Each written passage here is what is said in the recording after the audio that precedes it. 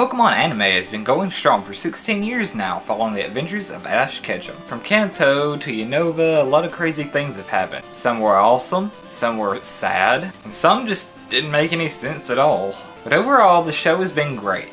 Besides them getting rid of Misty and changing all the voice actors. Misty, please, don't leave me.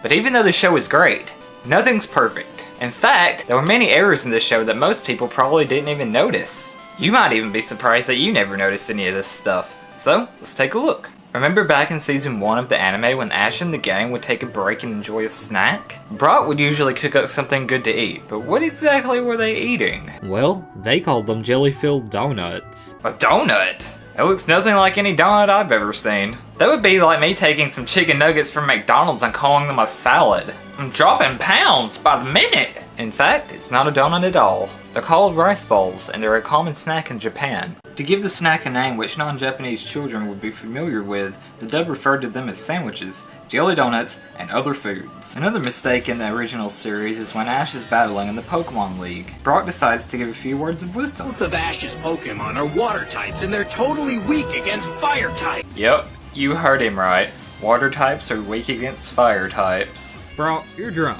Go home. Maybe he was thinking of boiling water from watching all those cooking shows on TV. Damn you, Paula Deen! Afterwards, Ash's Kingler actually faints to a fire-type move. Everything I know is a lie! Seriously, just because Brock says water's weak to fire, it's automatically true? The next time Brock comes up with a great idea, let me be the first to know, because I'm sure it's gonna be...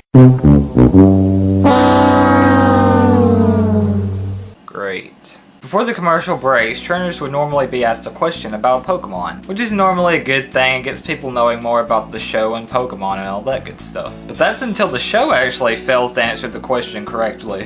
Which one of these Pokemon evolves into Survivor? If you chose Arbok, you were right. I thought for sure the right answer was gonna be Suicune. I really don't get how the creators could make such a big mistake like that. Like a 10-year-old could do better than this. 4 kids, why are you so dumb? And if you think Ash not knowing his Pokemon evolutions is bad, you ain't seen nothing yet. In an episode of Pokemon, Officer Jenny decides to take a walk down the street, until suddenly she sees a Team Rocket balloon. And as you know, Team Rocket's always running from the Popo, and well, here's what happens. Arcanine, flamethrower. What the fuck? Look at a Growlithe, even he's confused about what's going on here. Arcanine. What you call me? So who all remembers the good old PokeRap? The PokeRap was all about rapping all 151 Pokemon. And they actually did a pretty good job with it. It's a catchy tune, they name all of the Pokemon. However, they did make a few mistakes with the pictures.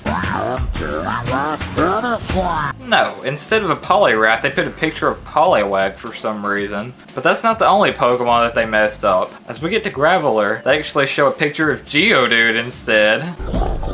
Like, they could have just put up a picture of a rock. It'd have some truth to it. So now that we're on the topic of the first season of Pokemon songs, we all know the Pokemon theme song, right? Yes, that catchy tune that everyone loves. Well, prepare to get your childhoods ruined, because the Pokemon theme song actually has some subliminal messages hidden in it. If you play the song backwards, this is what we hear.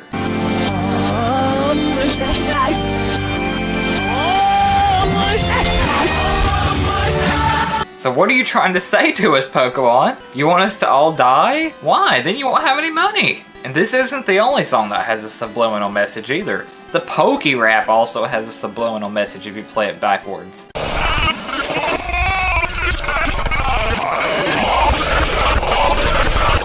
So this is why all the churches and people were complaining about Pokemon when it first came out. They say the Pokemon whole effort is to train children how to become the #1 Pokemon master in the world. Pokemon world is a world of the demonic, of the satanic. Your children need to know there's a devil and he hates them and he wants to ruin their life. Some of you can't go to heaven. Why? Because Pokemon Pocket Monster. Damn, Jigglypuff! You scurry! Alright, so it's time for the grand finale of Pokemon's subliminal messages. This one comes from an episode of Pokemon where they're trying to save the Ladyball, but James gets caught and ate in Victorybell's mouth. Well, let's just see what happens. And now, when played backwards... they actually put this crap into a kid's cartoon show. Apparently the voice actor of James was angry at 4Kids and Leo Burnett, so he said this in the studio, and I guess the show decided to put it in. But anyways guys, that's all I really have for you today. I hope you enjoyed the video, and I'm happy to bring you guys these facts, ruining your childhood one video at a time.